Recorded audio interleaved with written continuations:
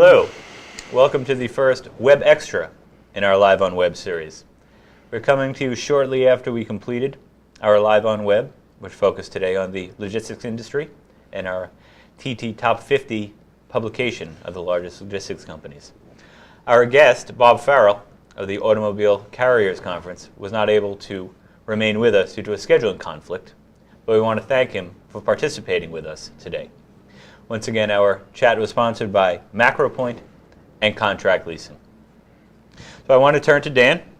We received a question shortly after we went off the air that we wanted to start with. It came from Brad Welsh. Thank you for sending in the question, Brad. He wanted to ask us about the advantages of logistics companies that are tied to asset-based carriers. So I'm going to turn it back to you, Dan, to address his question. All right. That's a good question. Certainly there are many asset-based companies that rank very highly on the top 50 list already. So they are successful in some respects. Now, whether there's an advantage for logistics companies to have assets, I would say depends on the market conditions.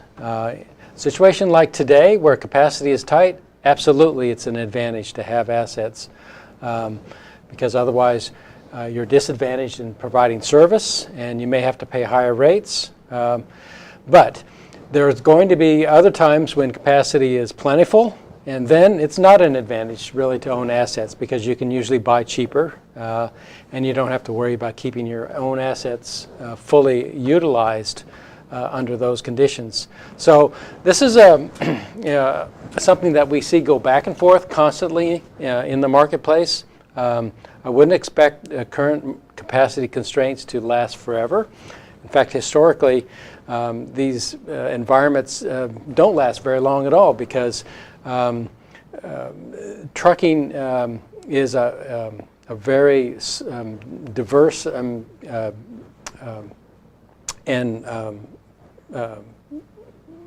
unconcentrated industry. In other words, there are so many players out there who are all getting requests for more service. Sooner or later, those companies will be adding capacity. In fact, we may already be seeing the first signs of that right now. If you look at monthly truck sales totals, you'll see a spike in the most current month. And this reflects, I think, the fact that carriers are beginning to respond to demand for more freight hauling. So we'll see how that plays out over time, but you can expect this to be a situation that will take many months to play out. I think with the expansion, we're seeing that not only in truck sales, we see it also in truck orders. At this point, that's looking ahead. They're ordering out for 2015 in some cases. Pretty far into 2015. Along the way, trailer sales as well have been very strong, and some of the research firms that compile it, some of the manufacturers themselves are saying, well, a lot of this is pent-up demand for replacement.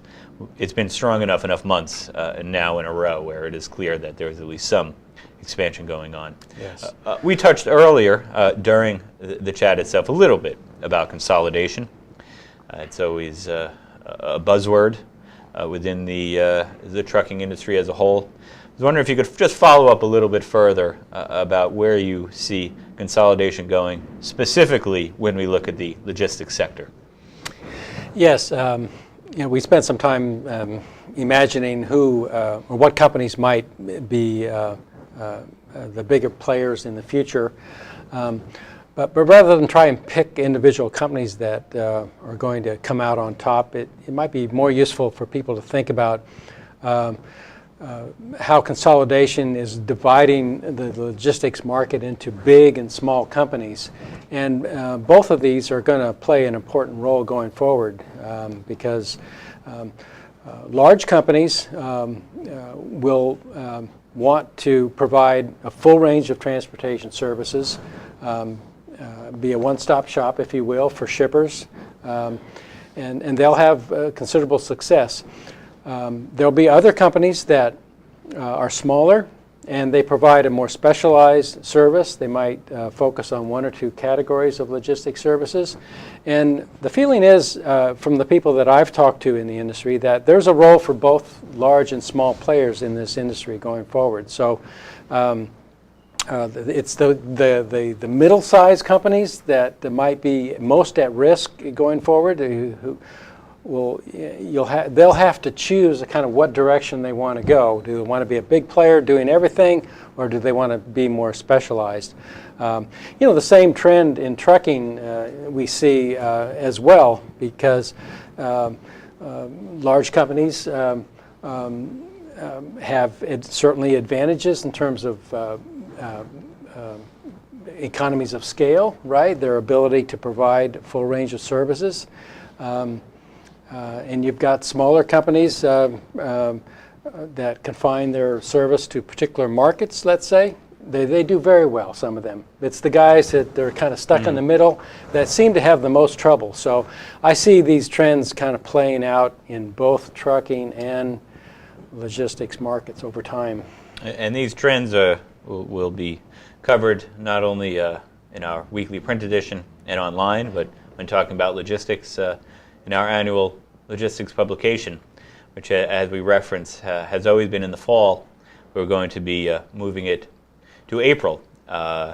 We encourage you to read it in print. You can come online and look at the section online. You can download it. Also available online are some of the prior years. You can see some of the development, some of the changes in the list. We encourage you to help us determine, as we decide how we want to expand it and reshape it, to share your feedback, your thoughts, your comments. You can send those to tteditor@ttnews.com, and we're happy to evaluate and interact with you as we take the steps starting next year to take our logistics publication in a larger direction. If you've watched this far, we also encourage you, if you're interested in either joining our fan club. I believe we're going to put the URL of that on the screen in a moment. If you also email us at tteditor@ttnews.com, and you're one of the first to say that you've watched our first Web Extra in our Live on Web series, we'd be happy to get back to you and to share some of our free goodies with you. Again, our sponsors today were MacroPoint Contract Leasing. I want to thank Dan for spending a few extra minutes with us, as well as the Live on Web staff we have assembled behind the scenes to make this all happen. Thank you very much for joining us today.